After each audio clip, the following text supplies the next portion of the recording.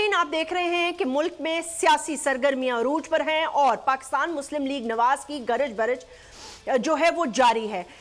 दूसरी तरफ हम ये देख रहे हैं कि 164 का बयान और उसके साथ साथ ये भी कहा जा रहा है कि आजम खान साहब जो हैं वो इमरान खान साहब यानी कि चेयरमैन तहरीक इंसाफ के लिए एक बहुत बड़ी मुश्किल खड़ी कर सकते हैं और खड़ी कर भी चुके हैं।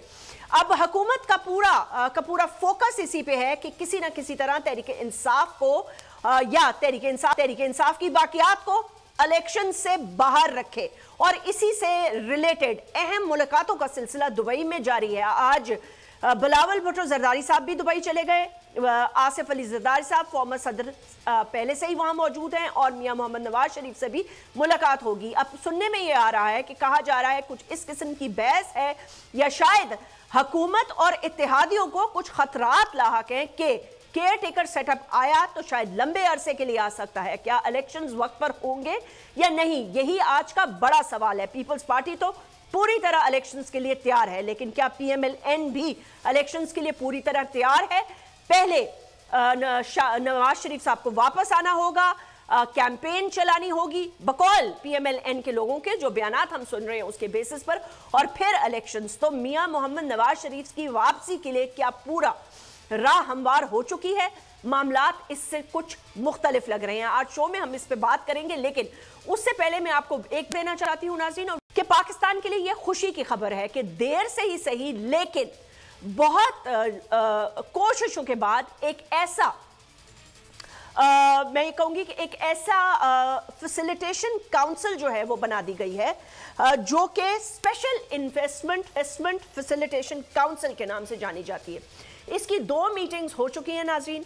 ये हुकूमत और पाकिस्तान की जो स्टैब्लिशमेंट है, मिलिट्री स्टैब्लिशमेंट की सीनियर तरीन मेंबर्स और ख़ास तौर पर chief of the army staff खुद इसको देख रहे हैं।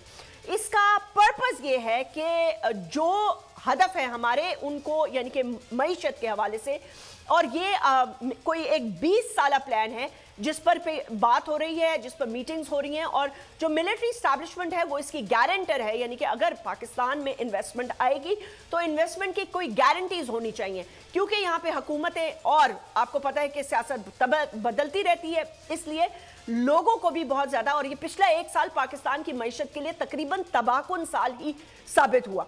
तो आगे चलकर ये जो फैसिलिटेशन है इसके साथ आप जुड़ सकते हैं, आप अपना कारोबार कर सकते हैं, क्या क्या कर सकते हैं और ये कौन कौन सी फील्ड्स में आपको फायदा देगा।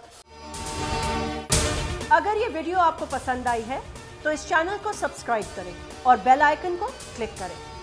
पाकिस्तान की आईटी इंडस्ट्री जो है वो पाकिस्तान की एक्सपोर्ट में एडिशनल इजाफा कर सकती है अगले 3 सालों के अंदर, क्योंकि आईटी और बाकी जो 3 सेक्टर्स हैं उन 3 सेक्टरों में आईटी में फ़र्क है। वो ये है कि ये टर्म में आपको गेन दे सकती है जो पाकिस्तान की नीड है इस वक्त। आईटी को तो पहले भी, इससे पहले वाली हुकूमतें और इससे पहले भी लोग डिफाइन करते आए कि जी यार आईटी से बहुत चेंज आ जाएगा।